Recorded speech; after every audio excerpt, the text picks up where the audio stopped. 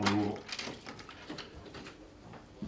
Donc là, on est dans la salle des archives où on conserve un exemplaire de chacun des numéros que nous avons publiés depuis le début, c'est-à-dire depuis le premier numéro, le 29 octobre 1905. Donc là, on retrouve 110 ans d'histoire, 110 ans d'histoire Limougeaud, 110 ans d'histoire Limousine.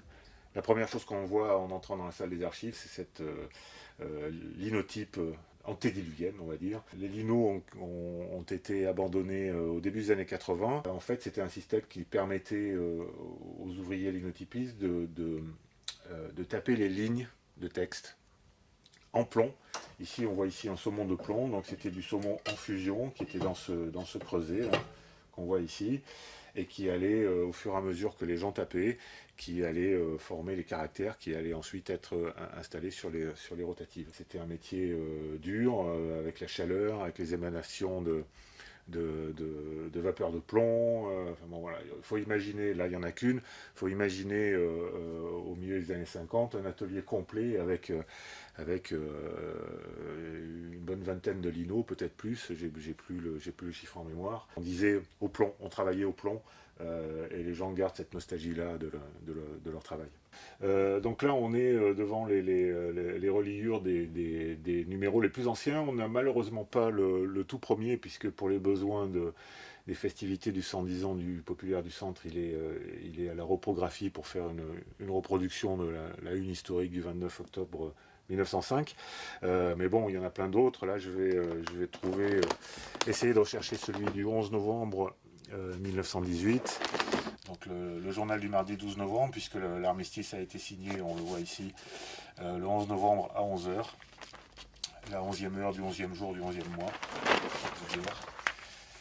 Ça, c'est celui du lundi 11 novembre, évidemment c'était avant la signature de la paix, et il y a eu une édition spéciale qui a été faite en fait dans la journée, dans l'après-midi. Ça c'est un facsimilé parce que je crois qu'on a perdu l'original, malheureusement. Le Popu a été interdit en janvier 1941 par le gouvernement de Vichy et il a été remplacé par un journal appelé L'Appel du Centre, qui est, on va dire, l'organe officiel de Vichy sur le département de la Haute-Vienne. Le Popu reparaîtra en octobre 1944, fin septembre, début octobre 1944, sous son nom, sous son titre, avec des ouvriers du livre dont beaucoup avaient participé à la résistance. C'est une période un peu trouble, mais qui fait partie aussi de nos archives, puisque l'Appel du Centre était fabriqué sur le matériel du Populaire du Centre. La une du 9 mai 1945. Ça, c'est le journal du 8 mai, où on annonce la capitulation allemande. En fait, la cérémonie de reddition avait eu lieu la veille, le 7 mai, à Reims. Elle a été rejouée en Allemagne le 8 mai. 69. Alors, la une du premier homme sur la Lune, juillet 69. Et donc voilà, la une du 21 juillet, les deux hommes ont atterri sur la Lune le 20 juillet à 21h17. On le note. Les deux hommes sont sur la Lune. Et voilà, avec une photo. Pendant ce temps-là, Eddy Merckx gagne sur le tour. Alors les noms des gens qui ont travaillé ici sont conservés en archives mais au service du personnel, c'est une obligation, tout comme nous est fait l'obligation, et c'est pour ça qu'on a cette salle d'archives qui commence à être un peu imposante, de conserver chacun des exemplaires que nous avons publiés.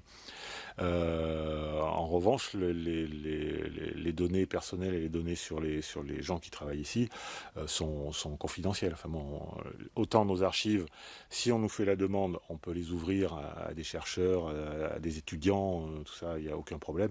Mais pour les gens qui ont travaillé ici, c'est confidentiel. Une partie des archives des photographes sont conservées ici, en tout cas les négatifs des reportages qu'ils ont faits avant qu'ils soient équipés en appareil numérique.